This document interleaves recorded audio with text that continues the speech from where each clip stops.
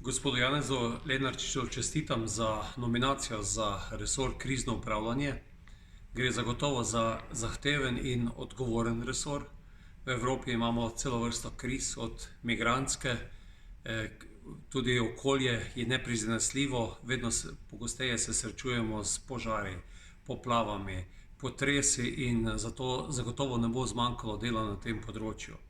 V zadnjem mandatu je bilo kar nekaj aktivnosti tudi o koordinaciji sistemov zaščite in reševanja med državami v Evropski uniji, o formiranju skupnih enot za primer požarov, za primer poplav, reševanje ljudi po potresih in podobno. Zato ta resor ponuja po eni strani priložnost, da bo Evropa varnejša, da se bodo ljudje počutili varne, za Slovenijo pa tudi velika priložnost, da ponudimo svoje izkušnje, ki jih imamo iz sistema zaščite in reševanja, zelo dobre.